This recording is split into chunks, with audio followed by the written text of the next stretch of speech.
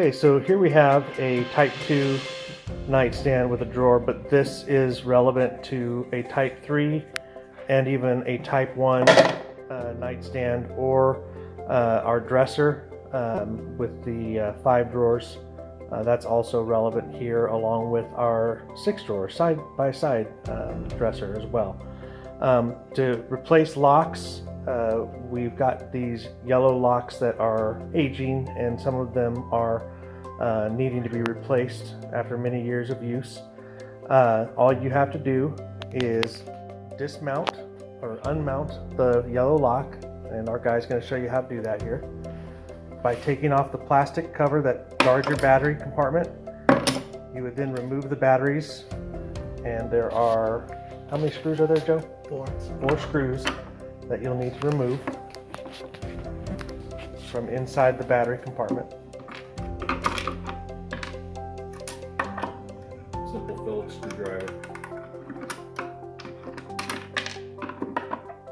And I'll just keep talking here. I mean, I said that this is for our side-by-side dressers. We actually haven't sold any of those dressers with this yellow lock, but still, if you know, the changing out locks is relatively going to be relatively the same. So what you'll find then is that you've got the battery pack wire that you'll need to remove.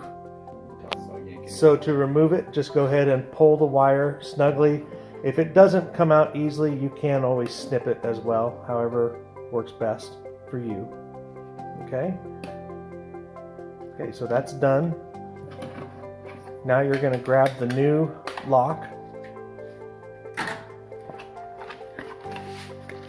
Our new black RFID locks do not require the external battery pack backup, because they will open automatically when the batteries die. The last few times that you use it, as the batteries are getting weak, there'll be some sort of combination of lights and beeps. You'll notice that it's unusual, and you'll know it's time to change the batteries. Okay, so here is the new battery pack that we're selling. These seem to be very reliable, and the mounting is spread more equally over this lock, as there's 2 compartments inside the battery, or 2 screws inside the battery compartment and 2 screws on the opposite corners. Okay, the old lock, we had the plunger coming up to the center. To figure out how high you need it, just take your catch, lay it on top, and make it even on your back. Center your plunger with your original pencil mark. Take a pencil, make a line. How high, put it on the side just in case you move it. And take the original screw from the old one.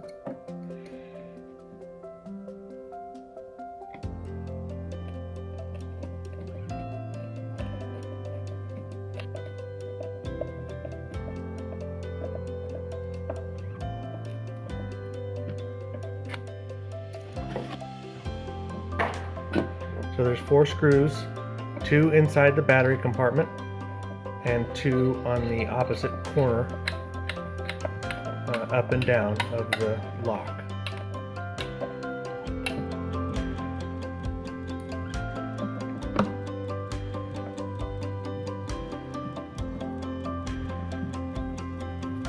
One thing we do recommend, if you have an older unit that only has a 1/2 inch back, we suggest that you use the screws that came with the original yellow lock. Just reuse those screws, as the new black locks come with a 3/4 inch long screw, and so your screw may actually poke out of the back if you use the longer screw.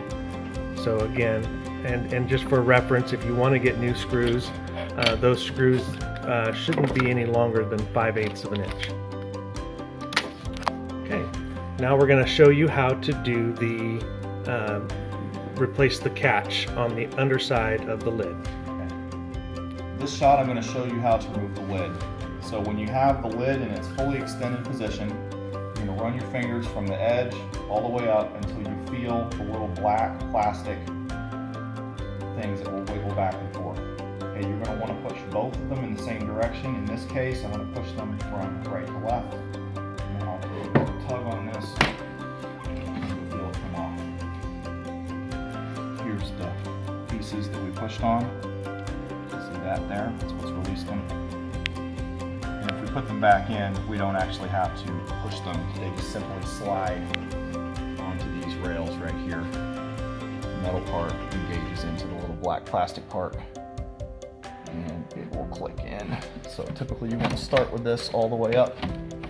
Go ahead and close it, and it's there. Okay, good. Okay, so we have the lid taken off as we previously showed, and we've turned it over. Now we're going to show you how to place or replace the old catch with the new catch. Here's your catch. Here's basically your center. What we need to do is bring this catch out another 1/4 of an inch. 1/4. So get these screws out. Here again, you're gonna have to use these screws again. Yeah, again, reuse the original screws that came with the yellow lock, as this is only a 1/2 inch thick. This portion is only a 1/2 inch thick, and if you use longer screws, it'll actually poke through and ruin the finish on your top. Very important that you use screws that are no longer than 5/8 of an inch.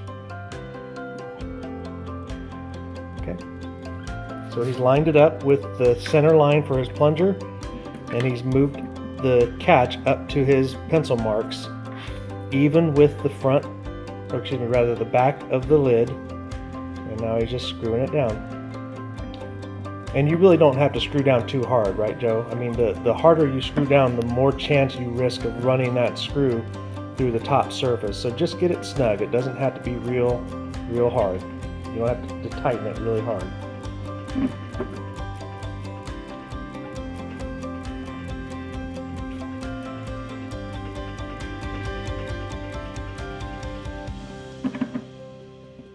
What is our new total depth from the edge of the lid to this?